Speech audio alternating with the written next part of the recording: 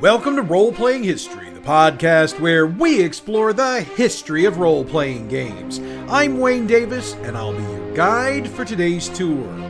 Episode 121, the Dungeons & Dragons B series of modules. We're going to get into this week's dive into another series of D&D modules momentarily, but before we do that, I wanted to remind everyone that Archon 46 starts today. As many of you might have already noticed, I recorded a supplemental piece that released today to get into greater detail about what's going on, but I wanted to take a moment to let everyone know that we will be there all weekend long, so drop by the game room and see us. For all the information on what's going on this weekend at Archon 46, check out their website, archonstl.org. So I'm looking forward to seeing all of you there, but I'm also excited to get into this week's show, so let's get the tour bus cranked up and get to it. The B series of modules was released between 1978 and 1989, and they were all built for use with the D&D basic set. Now, for those who aren't exactly aware of what I'm talking about, when TSR did a new edition of the game in the late 70s, which we all now know as First Edition AD&D, they made a split into two game lines, the aforementioned AD&D and D&D, with D&D being for entry-level players and AD&D being, as the title implied, for more experienced players. And as we hit on last week, there were 4 different boxes, each of increasing difficulty. Now, I said all of that to get to this. The B series of modules were all created for use with the basic set, which old school gamers will remember as that iconic red box. In fact, the B stands for basic, so I guess that really should have been a no-brainer for me. So let's start our tour of the series with the very first entry. B1, In Search of the Unknown, was written by Mike Carr and released by TSR in 1978. It was created to be the module included in the first edition of the basic set, but eventually it got released on its own. In Search of the Unknown checks in at 32 pages with an outer folder and a 2-color cover. And it should be noted that the first version had a section on using the module with the AD&D game, though that was removed for later versions and printings. David C. Sutherland III handled the interior art for this initial release, and he and David Trampier did the cover, which was a monochrome. For the 1981 reprint, the cover art credit goes to Darlene Pecule. Over its history, In Search of the Unknown got 6 printings, and as one would gather from that, it was one of the more popular modules in the history of the D&D sets.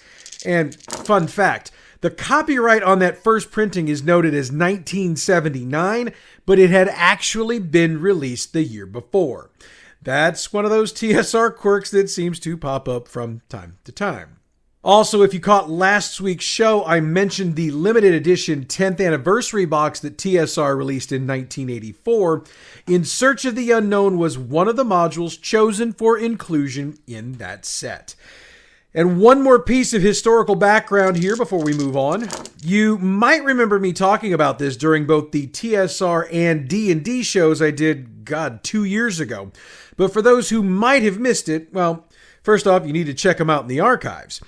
Second, anyway, in 1977, D&D co-creator Dave Arneson sued TSR for royalties on the basic set. I'm not going to dive into a lot of detail here, but the argument TSR was making, which means the argument Gary Gygax was making, is that Arneson didn't deserve royalties from D&D because it was different from AD&D and therefore different than what he'd helped create. Total bullshit argument, so TSR changed tactics. See, when the basic set was first released, it had a couple of different supplements in it. Dungeon Geomorphs and the Monster and Treasure Assortment.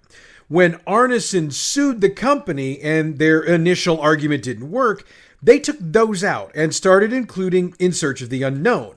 TSR's reasoning was that Mike Carr was a close friend of Arneson's, and TSR was betting that he wouldn't want to take 5% out of his friend's pocket.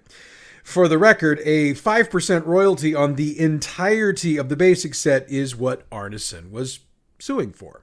While Arneson ultimately got his money, Carr also made bank off of this arrangement, since by the end of 1979, the basic set was moving more than 30,000 copies a month, and the numbers continued to rise from there. Now, I've badmouthed TSR and Gary Gygax a lot on this show over the past 2 years, but I think what happened next deserves a little bit of badmouthing. Once they saw how much money Carr was getting, especially since he got to double dip his royalties with the module also being sold on its own, the decision was made to swap out In Search of the Unknown for Gygax's module Keep on the Borderlands. And feel about that however you'd like. Getting back to the module at hand, when we look at the intended setting, In Search of the Unknown is technically a setting-neutral adventure, though many writers and players have noted over the last 40 years that there were suggestions in that initial printing that the setting was Greyhawk, but the 5 following printings removed those suggestions to ensure a setting-neutral game. In Search of the Unknown was built for entry-level characters and designed to get them to level 3. Mike Carr stated multiple times over the years that he intentionally wrote the adventure to be an instructional adventure, both for players and for DMs, and there was advice in the modules for DMs for creating their own dungeons.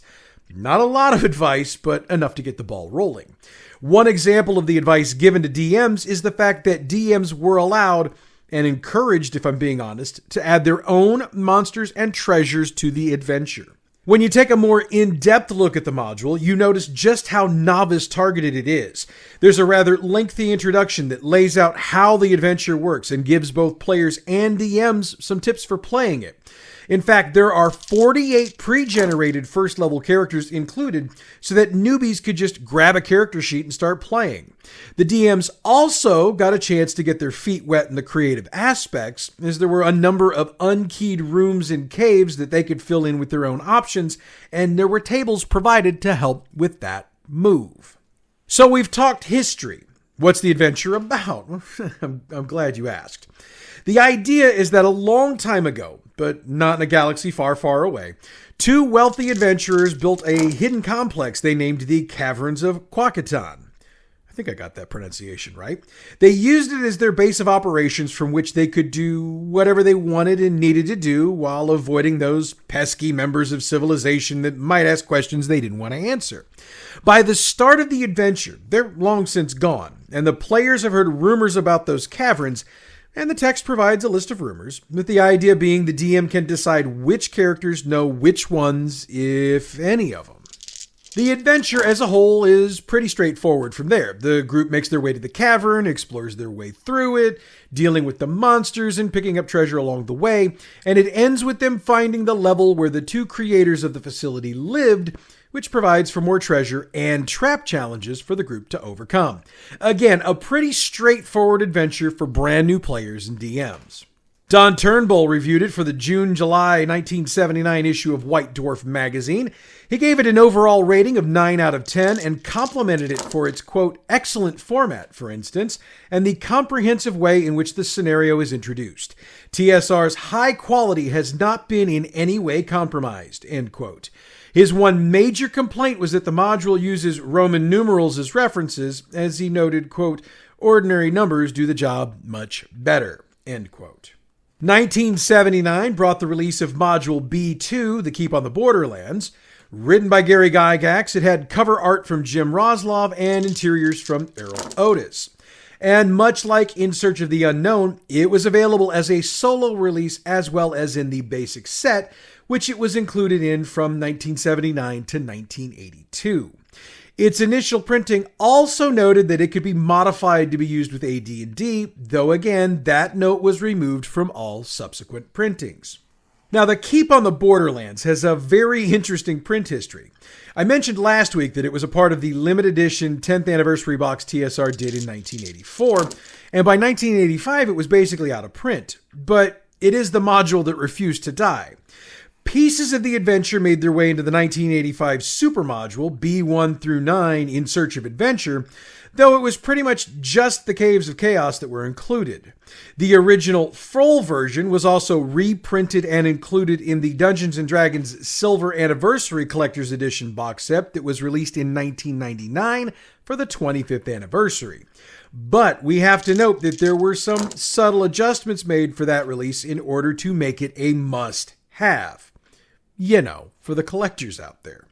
It got a sequel in 1999, Return to the Keep on the Borderlands, and while the original was setting neutral, the sequel was clearly set in Greyhawk. We'll do a review of this one another time, but let's just say that the adjustments for the sequel caused a lot of continuity errors overall. Wizards of the Coast released a novelization of the adventure in 2001. It was titled Keep on the Borderlands, and it too was set in Greyhawk. Our friends at Kenzer Co. did a hacked version of the adventure in 2005, creating Little Keep on the Borderlands for Hackmaster. Oh, and a big hello to Jolly Blackburn, who I haven't shouted out in a very long time. In September of 2010, Wizards of the Coast updated the adventure to 4th edition and dropped it into their weekly D&D encounters. They retitled it Keep on the Borderlands: A Season of Serpents. And this version was also intended to be used with a boxed set, which in this case was the 4th edition beginner's box called Dungeons & Dragons Fantasy Role-Playing Game. The adventure got torched by players and reviewers, and Wizards quietly let it go back out of print. However, they went back on their word, sort of. In January of 2012, another revised edition, this time for 5th edition, was used as a playtest at the D&D Expo. Now, there's not a whole lot known about this, as anyone who played it had to sign a non-disclosure agreement. And I haven't found anyone online who decided to test how serious Wizards was about that a decade after the fact. 2016 saw Brazilian publisher Redbox Editora do their own translation and release. They titled it O Forte das Terras Maginas, and it was part of their retro clone system of Old Dragon. Rafael Beltram handled the translations for the release. Finally, our friends at Goodman Games entered into an agreement with Wizards of the Coast in 2017 to produce collector's editions of a number of classic adventures in the old TSR line, and Into the Borderlands was released in May of 2018 as the first adventure in the line. It checks in at 380 pages and has full digital scans of the original module, a full set of conversions for 5th edition, some interesting new content, and testimonials from many of those who were part of the creative process, plus those from the present creative team. If you're interested, I know you can get a copy of this at most game stores, so drop in and check it out. And if they don't have it, just ask them to order it for you, and I bet even money they will. So that's a lot of prints of the module over the years, and many of you are probably wondering why there was so much attention given to this one module when we've seen, and will continue to see throughout this episode, that other modules in the line didn't get quite as much love. One word: nostalgia. See, for me, this was the adventure that was included when I bought my copy of the basic set. So it's the first published adventure I ever ran. And I ran it a lot over the first couple of years. I got to the point at that time that I could run it without ever needing to open it. So as the years progressed and I moved on to other editions and other modules, my curiosity would always get piqued when I'd see a new version come out. I mean, hell, I dropped $40 on a Humble Bundle a couple of weeks ago just to get the Goodman's Game version of this, which wound up not being a part of the Humble Bundle, so the joke was on me. And look, I know I'm not the only one who feels like this, so yeah, nostalgia for that first adventure is what keeps it coming back for more. Now, the funny thing, and it's almost sacrilegious to say this, is that it's not an overly complex adventure. Much like In Search of the Unknown, it was fully intended to be a first for both players and DMs, and it included many of the same tips and suggestions that that release had. It also had something that wasn't in the basic set: rules for wilderness adventures. Now, the rules that were there were pretty basic, but it's better to have some rules than no rules, right? The basics of the adventure are this. The characters arrive at the keep itself, and they can use it as a base of operations while they check out a series of caverns in the hills nearby that have all kinds of monsters for them to kill. Of course, Gygax didn't make it that easy, as there's also a priest who's not nearly as holy as he appears to be, a mad hermit out in the wilderness, and lizard men in the swamp who want to put humans back on the menu. Again, it's nothing overly complex, and it's typical of Gygax's dungeon crawl style of adventure. That being said, there's enough here to take a party from first level to third level. Anders Svensson handled the review for the June-July 1980 issue of Different Worlds magazine and said, quote, "It is well balanced and suitable for the levels of characters for which it was written. D&D is a good introductory set of adventure gaming rules, and the Keep on the Borderlands is a good introduction to D&D." End quote. One more note here, The Keep on the Borderlands was voted the 7th greatest D&D adventure of all time by Dungeon Magazine in 2004. So before I get into the next module on our list today, I did want to point out that there are a couple on here that we've covered in past episodes. I included them this week because I wanted to cover the line in full, so I tried to make sure I changed things up a bit from when I covered them previously. And I'm sure this isn't going to be the last time I do that, as there are a lot more module lines to cover in the future.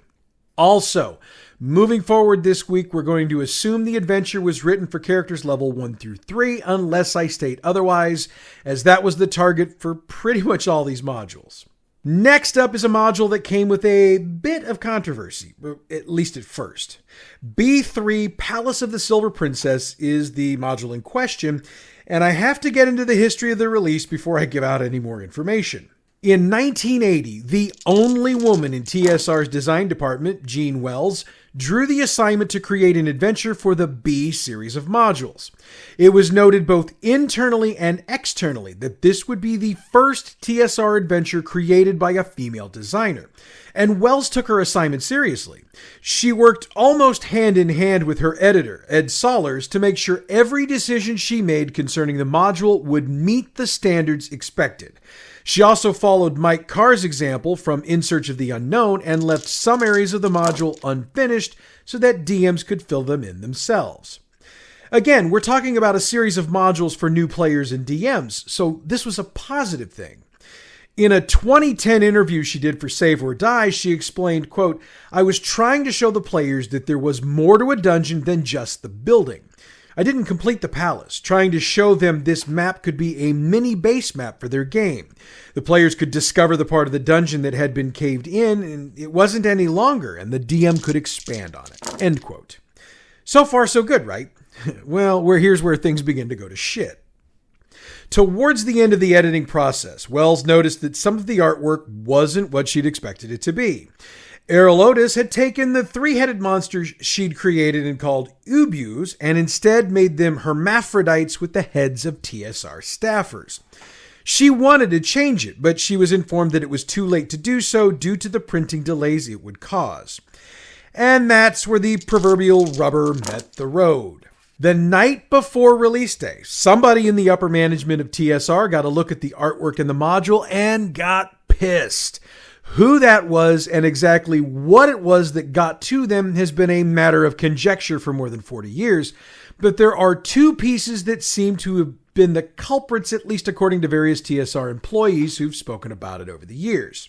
The illusion of the Decapus was drawn by Laura Ralsoff, and it depicted a woman tied up by her own hair and being tortured by demonic-looking figures. Now, many said that this piece caused concern due to the satanic panic at the time, but others within the company have argued that this piece was no worse than stuff that Larry Elmore or Jeff Easley had done for both D&D and AD&D. And if you've seen their work from this period, you're going to probably agree with that statement. That leaves the piece that a huge majority of TSR employees have pointed to, and that's Otis's hermaphroditic monster with the heads of TSR staffers on it. Now, nobody's ever really said who the staffers were supposed to be who were depicted, but everyone seems to agree that this was the piece that caused the most distress amongst the brass. So, they responded by ordering the entire print run to be destroyed. That meant somewhere between 5,000 and 10,000 modules were taken off the market. Everything that had been shipped to stores was recalled. Staff members who had copies on or in their desks found them removed. I mean, TSR tried to erase every copy in existence out, but they failed. The reason for that is that there were a few TSR employees who'd taken their copies home with them, and they've survived in some form for all these years. Now, in the collector's world, this version of the module is known as the orange version, since the cover design used the color orange. And while nobody knew what the plot of the adventure was for years, you can get a PDF of it on the official Wizards website. Or at least you could as of a year or so ago. I gotta be honest, I was too busy working out the episode to take a look, so let me know if you still can. The final resting place for the modules was a landfill in Lake Geneva, so if you're really looking to find a copy, good hunting to you. So for those of you who wonder why I rip TSR so much, consider this to be Exhibit A. Anyway, the release wound up being delayed as Tom Moldvay was tapped to rewrite the module, which he did almost completely. He did keep the Archer bush Wells had created, but he made some minor changes. That's about it for Wells' original creation in this new version, though she did get a writer's credit for the module, which meant she got a cut of the residuals. It should also be noted that 4 pieces of artwork that had been deemed controversial were removed, including the 2 I noted a moment ago. This new version was released in 1981 and has a green cover on it, and that's what it's known as in the collector's world, the green version. So let's break down the basic plot of Palace of the Silver Princess. It involves legends of a ruined palace, a white dragon, and a giant ruby. It also involves a country frozen in time, and that's tied to the ruby. That means the goal for our adventurers is to solve the mystery about time being frozen, unfreeze it, and set things back the way they're supposed to be. Jim Bambra handled the review for the November 1982 issue of White Dwarf. He gave it a rare 10 out of 10 rating and called it, quote, an excellent introduction to the game for new DMs and players, being fairly simple to complete and play, end quote. He praised Moldvay for the glossary included that explained the unfamiliar terms included within the adventure. He also called for Palace of the Silver Princess to replace the Keep on the Borderlands in the D&D basic set. By the way, going back to my comment on a very few number of the orange versions surviving the purge, they do pop up from time to time for sale. The highest price one has fetched was a copy signed by Gene Wells, and it sold for nearly $5,900 US. The highest price without a signature on it was a bit over $3,000 in 2008, and for the collectors out there, it was graded in very fine, slight warp condition. Every once in a while, one will become available, still in the shrink wrap, but you can expect to see an asking price somewhere between $1,300 and $1,500 US. So let's leave the controversy behind and check out the next module in the line. B5, Horror on the Hill, was released in 1983. Written by Douglas Niles with cover art from Jim Rosloff and interior art from Jim Holloway, this module checked in at 32 pages with an outer folder. It should also be noted that the adventure had 11 maps, 3 new monsters, and a complete set of pre-generated characters. I think they called them pre-rolled characters at the time, but I'm going with the term we use today so you know where I'm coming from. Horror on the Hill sold well at the time of its release and for a period afterwards, but it's been out of print since the mid-1980s, and nobody's picked up on it for a reprint as of now, so we don't have one of those long history sections for this entry. Sorry about that, it just kind of goes that way sometimes. Horror on the Hill takes our characters to Guido's Fort, which is located at the end of a road and has the river Schill dividing it from what's called the Hill. When the PCs arrive, there's multiple groups of adventurers making their plans to storm the hill to take out the monsters that are rumored to be there and snatch up the treasure. There are also rumors that an evil witch lives there, but since nobody who's tried the hill before has ever come back, nobody knows for sure. So our characters head up, take on the monsters, and ultimately find out that the big bad evil guy is actually a young red dragon, which makes for a rather interesting final battle, if I may say so myself. Chris Hunter handled the review in the May 1984 issue of Imagine magazine. He knocked the quality of the surface map of the hill, as well as pointing out errors in the text, specifically as it pertained to differences between what was stated in the text and what was shown on the maps. Overall, he called the module, quote, balanced and logical, end quote.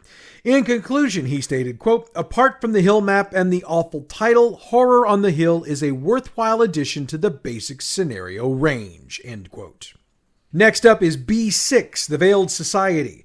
Written by Zeb Cook with cover art from Steve Chappell and interiors from Jim Rosloff, the module checks in at 16 pages with an outer folder, as well as cardstock miniatures and 16 pages of fold-together pieces that produce 9 cutout houses and a cutout gate. So, you get some miniature-based stuff along with your adventure, which I have to admit is pretty darn cool.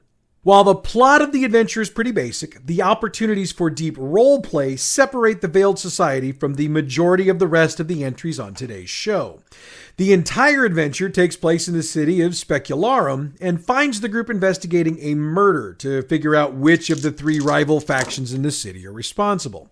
The group will find themselves in a continuous struggle between those factions, and this is where the roleplay has a chance to shine. Graham Staplehurst agreed with some of what I just said in his review for the March 1985 issue of White Dwarf. First off, he gave it a 9 out of 10 overall and said it had, quote, all the hallmarks of a classic adventure in spite of the useless cutouts, end quote. Insofar as the adventure itself was concerned, he said the city of Specularum, quote, provides players with almost unparalleled opportunity for personal choice and freedom for action, end quote, and called it, quote, true role gaming and high drama, end quote.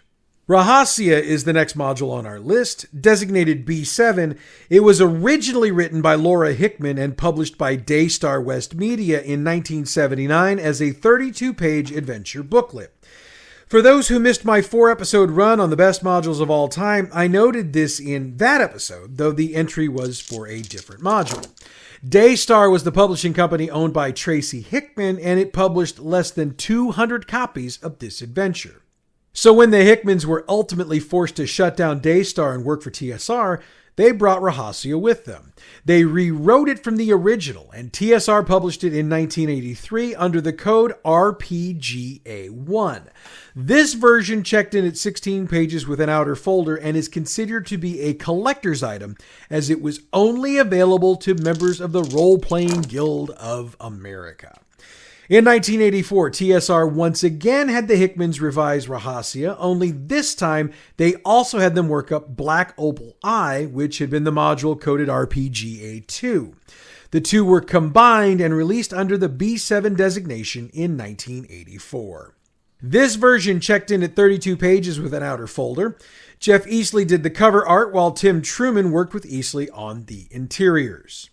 Now, the adventure goes like this. There's an elven village being threatened by a dark priest known as the Rahib. He's got two of the village's fairest maidens being held captive, and he wants the fairest maiden of them all, Rahasia. She sent messages all across the land looking for help, and it's our group that answers the call. They need to enter an old temple, get access to the wizard's tower ruins below it, and take out the priest and save the kidnapped elves. Wayne Ligon reviewed Rahasia for the March-April 1985 issue of The Space Gamer. He said, quote, a nice story combined with an interesting temple complex makes this module a good one. The villains are well portrayed and have definite objectives, end quote. He also noted that the emphasis of the adventure is more on thinking and less on killing, which made it a much more interesting adventure to run. B8, Journey to the Rock is next, and yeah, I was trying to decide if I was going to do Sean Connery or Dwayne Johnson for that, but I decided you'd appreciate it if I didn't do either one. You are welcome. Written by Michael Malone with cover art by Larry Elmore, Journey to the Rock was released in 1985 and checks in at 32 pages with an outer folder. Now, this is another module that was allowed to go out of print fairly quickly, so again, the history isn't quite as long and glorious as with some of the others on this list, but it was a decent seller in its time. And like the other entries on the show today, it's not an overly complex adventure. The wizard Lurdrium Akyaz wants the secrets of the rock, and he hires the group to uncover them. They've got choices to make and encounters to have before they get there and figure out what's next. Journey to the Rock is a wilderness scenario, and there are wilderness adventuring rules included in the module, so DMs and players once again get some new rules to add to their game. Wendy J. Rose handled the review for the September 1985 issue of Imagine. Overall, she gave it a positive review, but when you read the review, it's also obvious she wasn't exactly wowed by it. She called the plot, quote, sound if unoriginal, end quote, and also ripped the quality of the production, noting it was, quote, rough in places, end quote. She also hit on rules repetition and stilted English. However, she loved the role-playing opportunities presented and called it overall a, quote, good buy, end quote.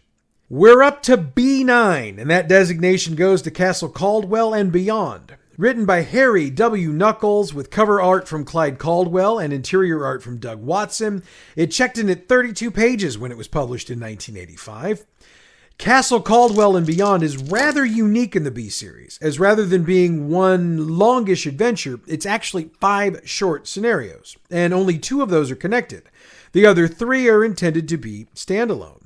The Clearing of Castle Caldwell has the characters clearing out a castle at the behest of its new owner. Dungeons of Terror picks up where the Clearing of Castle Caldwell left off, and the characters find a trapdoor in the castle that leads to a dungeon that they get trapped in. So they're stuck until they work through the dungeon and find their way out. The next 3 are the standalones. The Abduction of Princess Sylvia has the group infiltrating the base of a group of kidnappers who swiped Princess Sylvia just before her marriage to the prince of a neighboring realm. Oh, and the kidnappers don't want the wedding to happen because it will bring peace between the 2 realms involved. The Great Escape sees our characters start as prisoners of an enemy army. They have to escape, collect their gear, and clear out the outpost. The Sanctuary of Elwyn the Ardent sends the group after a legendary holy artifact. Elwyn the Ancient has it, and the group needs to get it from them. Reviews for Castle Caldwell and Beyond were mostly meh, so I'm not including one in this show. Alright, so I wanted to shift gears for just a moment and hit the next release in this line, though it's not so much a new module as a compilation of the 9 I just reviewed. In Search of Adventure was released in 1987, and it collects parts and portions of each of the previous 9 modules in the line. It also lays out a basic framework to hang all of those parts on to run a long-scale campaign, if you're so inclined. Jeff Grubb and John Pickens are the credited editors for the project, and it clocked in at a hefty 160 pages at its release. No review for this, as we can refer back to the reviews from the other modules to get a feel for what writers thought about this release. So, let's get back into the original releases in the line. B10, Night's Dark Terror, was released in 1986.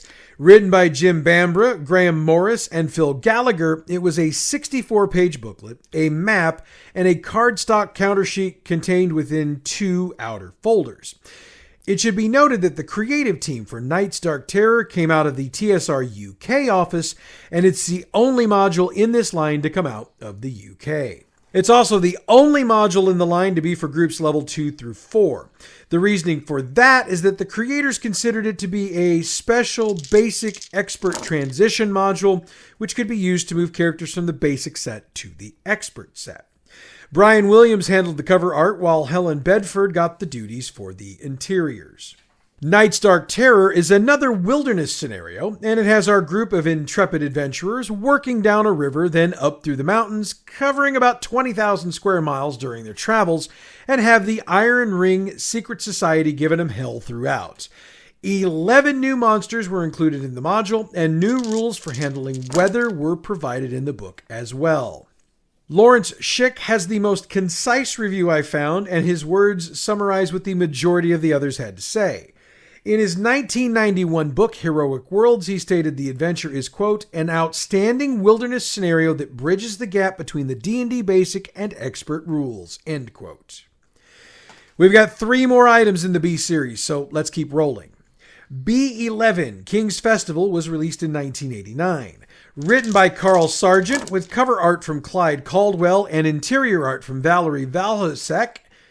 Sorry about that. King's Festival checked in at 32 pages with an outer folder. Set in Karameikos in the mysterious setting, the adventure itself is pretty simple. The group is tasked with rescuing a cleric from a group of orcs to ensure the King's Festival takes place. King's Festival is at least as much about how it was presented as what was actually presented. It's laid out in a very simple manner, streamlined to allow for first-time DMs to be able to walk through it fairly easily. It's also got staging hints and advice for those DMs, so that's a bonus as well. Pre-generated PCs are included, and while that seems to be the standard for this line, the pull-out combat sequence table that's included in here is not. I found precisely 1 review for King's Festival, and it came from Dragon Magazine, and you know how I feel about using reviews for Dragon for D&D product. However, I did check out comments from players and DMs online who'd actually played this, and they noted that while the adventure was pretty basic, the layout and style was pretty cool, so we're going to take that for what it is. B12 Queen's Harvest was also released in 1989. It's the sequel to King's Festival, and in fact picks up where that one left off. Carl Sargent again gets writer credit, and Clyde Caldwell and Valerie Valusek are the credited artists. This go around, the group has to go grab the objects a wizard left behind when he died. These objects are believed to be dangerous, ergo they can't be allowed to fall into the wrong hands. The adventure takes place both in a dungeon and an enemy stronghold, as of course the wizard didn't leave his shit unguarded. I've got the same issue with the review for this entry as the last one, and I didn't find any online comments from players, so if you've played this one, hit me up and let me know what you think. The last entry for the show is definitely a unique one. B-S-O-L-O, that's right, B-Solo. Ghost of Lion Castle was written by Merle M. Rasmussen and released in 1984. It checked in at 32 pages with an outer folder. Okay, so you heard the solo part of the code, and while the OG gamers in the crowd know what that means, some of the new schoolers out there are probably curious. There was a time that TSR published solo adventures for the D&D line, so yeah, you could play a D&D game by yourself and have a cool adventure. Granted, not nearly as much fun as playing with a group, but if you didn't have a group, you could still play. Solo adventures work a lot like choose-your-own-adventure books do, in that the player makes all of the decisions, and there are multiple paths the adventure can go based on each decision. Ghost of Lion Castle is intended for beginning-level characters, and while 6 pre-generated ones are provided, players can create their own if they'd like, though the maximum level is 3, and there is a modified spell list the character would need to be using. The character is also given 12 days worth of rations at the start of the adventure, along with maps of the main walls and hallways of Lion Castle. The adventure involves the character working through the castle, which was once owned by a powerful wizard who has long since passed away. He hasn't left, though. He's a ghost, and he's haunting the castle in search of an heir.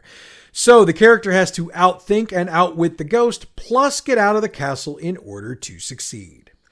I'm not going to include a review for this final entry on today's show, mostly because I don't think reviewers got the point of solo modules, so I'm not going to give them the time of day.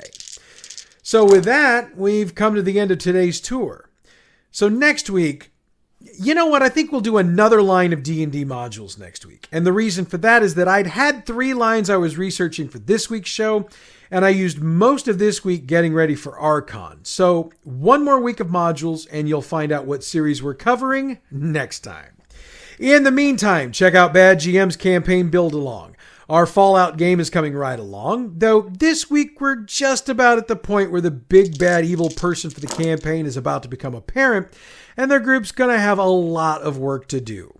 Bad GM's campaign Build Along is available wherever you get your podcasts or on our website, badgmproductions.net.